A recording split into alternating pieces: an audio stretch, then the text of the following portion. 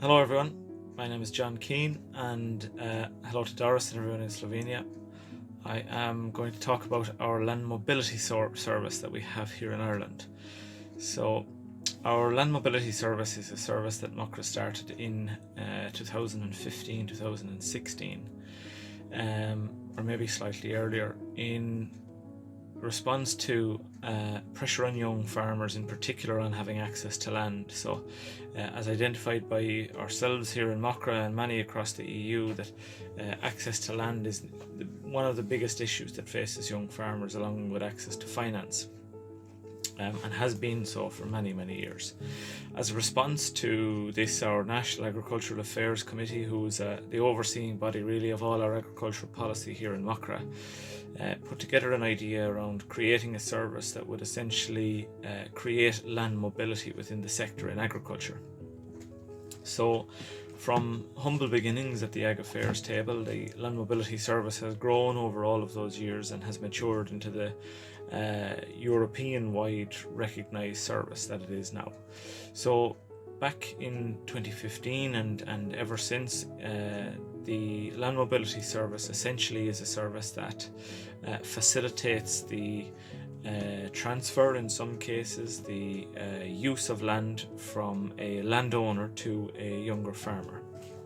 So essentially what the service looks like is you have a service which is run by our coordinator at the moment, Austin Finn, and there is a number of staff under Austin that operate full-time within the service. And the service is based almost nationally, but is dependent largely on sponsorship funding from some cooperatives and some other societies that sponsor the land mobility program. At the moment, and traditionally how the program has worked, is a landowner, usually an older farmer but not exclusively, would approach the land mobility service and essentially say that they have this parcel of land and they are looking to step back from farming, that they are looking to take a step back from either full-time farming or part-time farming or whatever farming activity they're engaged with. So they would say that their farm is a tillage farm, it's a dairy farm, it's a beef farm, it's a mixed farm. And they would also lay out certain conditions, that they want the farm to remain dairy, that they would like the farm to remain tillage, that they would like the farm to remain mixed, or that they have no great preference for what farming enterprise is conducted on their farm. And on the other side, you have young farmers in particular who come forward to the service and say that they're based in the north of the country, the south of the country, the east of the country, wherever that might be, and they say that they would like to commence farming, or that they would like to grow their own enterprise, and they would give a location and a rough radius of a distance that they would be willing to travel to look for this new land and look for this new opportunity. And there are some who have no great qualms about moving from north to south or vice versa, so they're flexible to travel no matter where, if the opportunity matches what they would like. So the young farmer would say that they want to be dairy farming, that they would like to be mixed or beef, or that they have no particular interest, they just want to start farming. So what happens then is the landowner is presented with a number of opportunities or a number of options in young farmers. So a number of young farmers may have come forward and said that they would like to start farming in the south of the country, in an area like, for example, in Cork, which is at the very south of Ireland. And maybe they all said that they would, 2 or 3 farmers said that they would, young farmers said that they would like to start beef farming, that they would look for a medium-sized holding, 20-30 hectares, and they might like to do it part-time along with their full-time role that they may have off-farm. The land mobility service then would go back to the farmer, the landowner, and say to the landowner that we have these 3 young farmers, that this is their profile or their portfolio, they have X experience, they would like to start beef farming, they're part-time farmers, or they may be full-time farmers, whichever the case may be. It's then essentially up to the landowner to go through and decide which option they would like to go on. Maybe they'd like to speak to all 3 farmers. And for example, if the older farmer comes back and the old landowner comes back and says that they would like to speak to 2 of the 3 young farmers, then the land mobility service would arrange a meeting from the younger farmers and the older farmer, individually of course, and they would sit down and the young farmer would put together their proposals that they have for the land and for the farm. Similarly, the older farmer or landowner would say that they would like the farm to remain in X, Y, and Z, and for how many years, and all the different intricacies of a potential arrangement. Then it would really be up to both parties to reflect on whether or not they would be comfortable going into an arrangement with one another. So the older farmer may choose the first young farmer. The first young farmer may have got another opportunity or may want to do something slightly different. And the second young farmer may be the farmer that wants to go forward with the proposition. In that case, it's back to some more negotiation, and it's ultimately up to both parties to decide if it's going to be suitable for them or not. Once there's a broad agreement that they want to pursue the arrangement, be that lease to buy, be that working in partnership with one another, there's many different variables within the arrangements that can be made. But once that is a broad agreement is made, the Land Mobility Service then provides the legal text and the contract essentially that's drawn up between both parties around the duration of the arrangement, the payment details. So is it going to be a partnership? Is it going to be a lease? Is there a share of the profits for young farmer, for old farmer, a share arrangement? Whatever the arrangement might be, those contracts are then drawn up. Ensure that both parties are happy and both parties have been advised of it, and then ultimately the parties sign, the young farmer and the landowner sign up, and that's the arrangement facilitated.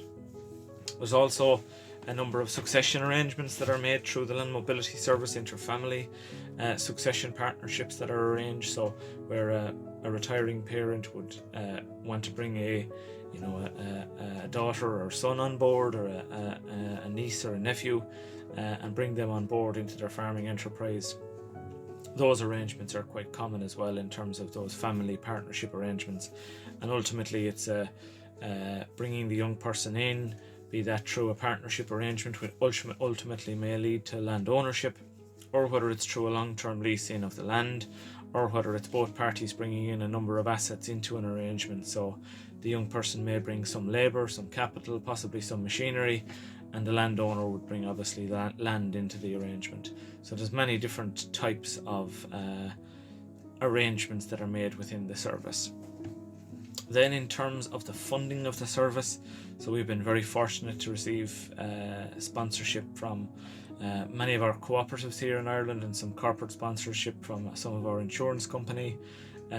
Over a long number of years have been very strong funders of the programme, and also our Department of Agriculture have given some funding to the programme over the past number of years as well. And in 2022 the Department of Agriculture had committed to doubling the funding for the programme, because they saw the value of the programme in terms of giving access to land to young farmers and freeing up land to young farmers. So I think all in all there's about 800 arrangements have been facilitated within the Land Mobility Programme over its existence. I think there's some 50 or 60,000 acres at this stage, or hectares, have been facilitated through the programme. It has been recognised at an EU level by the Commissioner within the Common Agricultural Policy strategic document, and some of the early work that was done in terms of SWOT analysis as being a programme that can be copied and rolled out in other countries across member states as part of the Common Agricultural Programme. In terms of the people who are working within our service, then we have 3 full-time people who are working within the service that are trying to cover the country.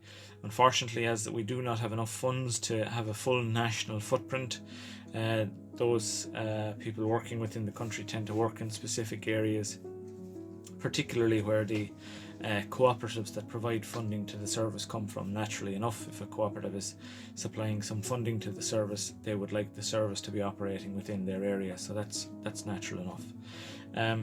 I think from a future point of view of our own programme here in Ireland, it's very important that additional funding is received to roll it out on a national level. We've seen how successful it is in the cases where it is and in the areas that it is working. We see with an older demographic of farmers, 65, a third of farmers over the age of 65 here in Ireland, we see that it's going to be a service that is going to be needed ever more. And we also see to meet climate ambition targets, to meet targets around afforestation, around the production of energy, the production of bioenergy. It's going to be very important to get land transferred into younger people's control, decision making and ownership, because those are the next generation who are going to make those decisions to embrace the changes that are needed on farm, as we have the benefit of and been fortunate to have been access to the education and to the services that we have been over a number of years. So long term, it's additional funding, roll out the programme nationally, increase the number of staff that are involved within the programme, and also to diversify into other areas, as I mentioned, around solars, around renewable energy, and production for energy crops as well, is something which obviously the service, as it grows and expands, will develop into.